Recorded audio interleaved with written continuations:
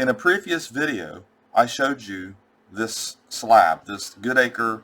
It's the Sacagawea dollar Goodacre presentation piece, and I showed the reverse and the scuffing that's on this holder. As you can see it right in the middle.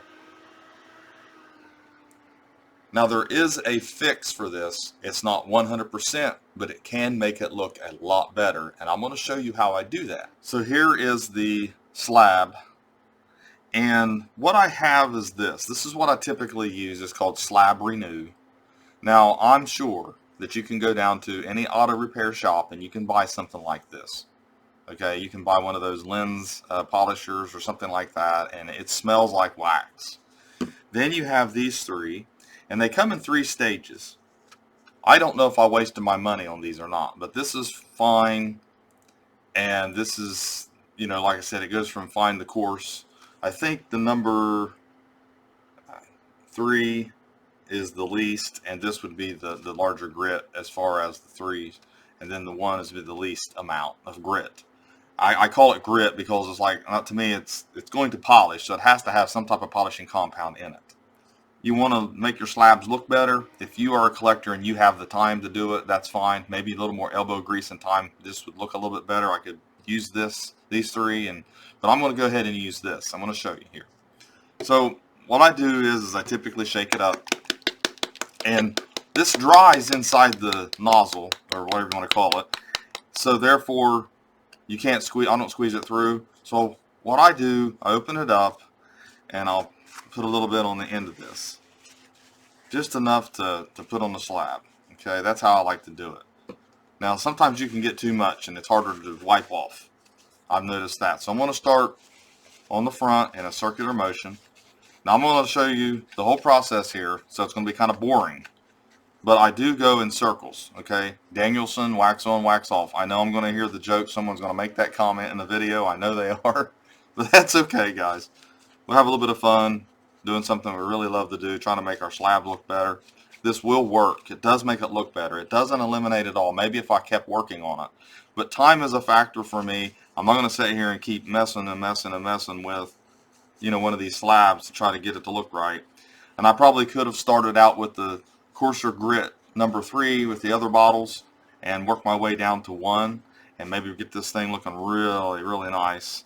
Maybe remove all the scratches. I don't know. But this is just plastic. And when you're working with plastic, it's easy to scratch it more, make it worse.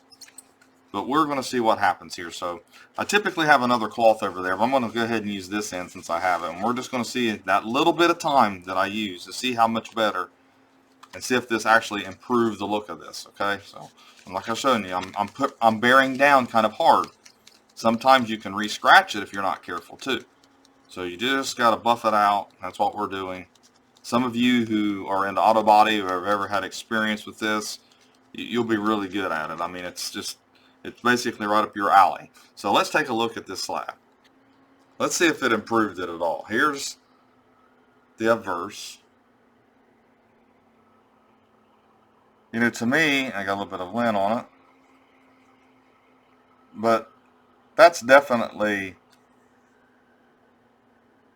a little bit better. You can see less scratches on it if I would have worked on it a little bit further. Now the reverse. You remember that big scuff on the reverse? So you can still see some of that. So I need to work on it a little bit longer, but as you can see, it has improved it. So it's a little bit better. You can see the details better.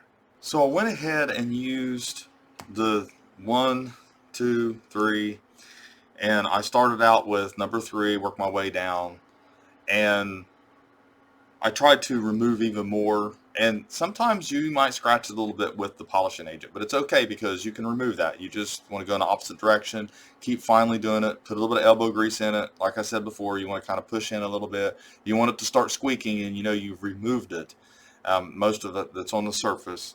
And this is the final result. This is all I'm going to do to this. I'm done. I don't like, you know, like I said, time is a factor. You can't remove every little single thing. Maybe you could if you wanted to really do this and you had time to sit and do it.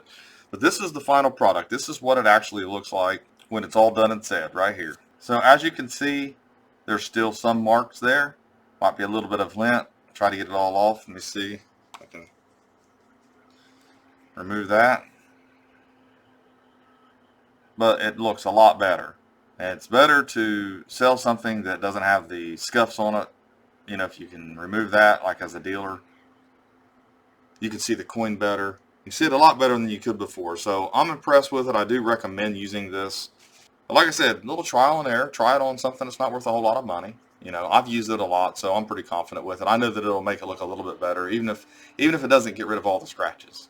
So there you have it, the before and after. I bought those from Wizard Coin Supply. You can buy them from different shops. You know, you can get them from JP's Corners. You can buy it off eBay. There's just different places. You don't have to buy it from Wizard Coin Supply, but I do recommend them. I do a lot of business with them.